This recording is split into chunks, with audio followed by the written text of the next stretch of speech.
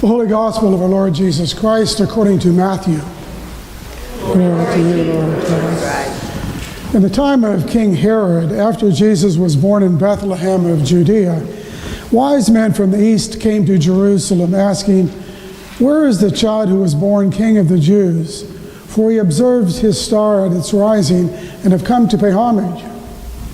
When King Herod heard this, he was frightened, and all Jerusalem with him. And calling together all the chief priests and scribes of the people, he inquired of them where the Messiah was to be born. They told him, "In Bethlehem of Judea, for so it has been written by the prophet, 'And you, Bethlehem, in the land of Judah, are by no means least among the rulers of Judah, for from you shall come a ruler who is to shepherd my people Israel.'" Then Herod secretly called for the wise men and learned from them the exact time when the star had appeared. Then he sent them to Bethlehem, saying, "Go and search diligently for the child, and when you have found him, bring me word, so that I may also go and pay him homage." When they had heard the king, they set out, and there ahead of them went the star that they had seen at its rising, until it stopped over the place where the child was. When they saw that the star had stopped, they were overwhelmed with joy. On entering the house, they saw the child with Mary, his mother, and they knelt down and paid him homage. Then, opening their treasure chests, they offered him gifts of gold, frankincense, and myrrh. And having been warned in a dream not to return to Herod, they left for their own country by another road. The Gospel of the Lord. Praise to you, Lord Christ.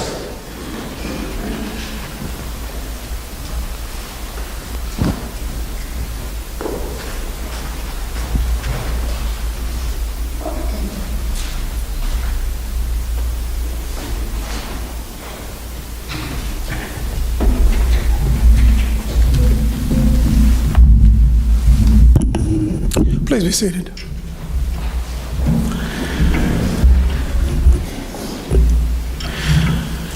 Today, of course, is the Feast of the Epiphany.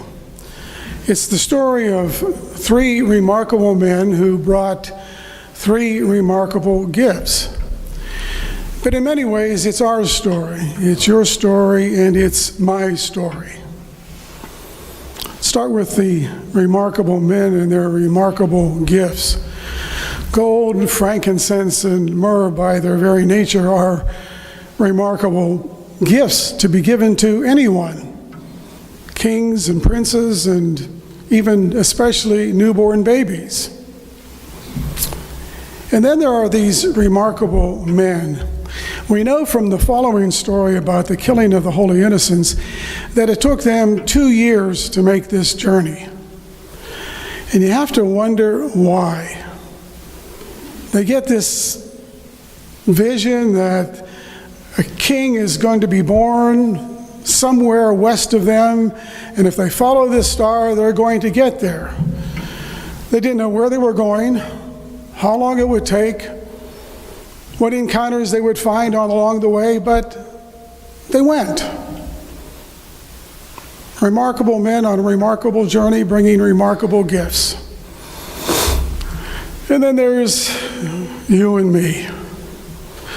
I once saw a cartoon with three wise men standing outside a bar, and one asked another guy, he said, "Sir, we're following this star, but we got caught up in happy hour and the star is gone and now we're lost. Can you help us out?" And the caption underneath it said, "Not three wise men, three average men." That's who we are. All men are average, of course. We never ask directions because we're never lost, but that's another story. But we are average people with average gifts. And yet, somehow and somewhere, we average people with average gifts, like those remarkable men with remarkable gifts, have found Jesus. We're here at St. Brendan's because somehow, in some way, we found Jesus. And how did we find Jesus? Because of the stars in our lives who led us here. on average people with average gifts. But that's how we got here. For some of us, the journey was easy. We were born in the faith. We grew up in the faith. Followed Jesus, even though we never said we were following Jesus, because we didn't use those words because they were too evangelical or put off people, or they were too fundamental or something like that. But we found Jesus. And we found Jesus through those average people in our lives with their average gifts. Again, for some of us, it was an easy journey, and for some, it may have taken 2 years. It may have taken 20 years. Maybe some are still on the journey, still trying to find this Jesus and this community of faith that will help support them in their faith and life. That's how we're here. But the Epiphany story is also a reminder that now that we are here, and now that we have this faith, and now that we have found Jesus, we are to be those guiding stars to others.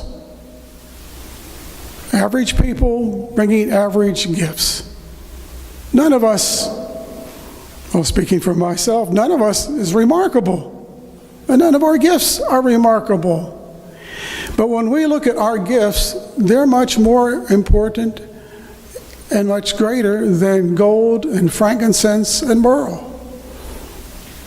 What are those gifts that those stars in our lives had that brought us here? And what are those gifts that we have to be stars to others? Kindness, compassion, caring, forgiveness, understanding. The list is great. They don't sound like much, do they? Not when we compare them with gold and frankincense and myrrh. But it wasn't gold and frankincense and myrrh and material gifts that brought us here, that had us find our faith, helps us grow in our faith. It's the kindness and compassion and sharing and forgiveness and love and concern of our faith community. That's what we have, and that's what we share, and that's what we bring as shining stars to others. As I said, Epiphany, today is our feast. Even much more than it is the feast of those 3 wise men that we celebrate today. Think about it. Happy Epiphany. God bless you.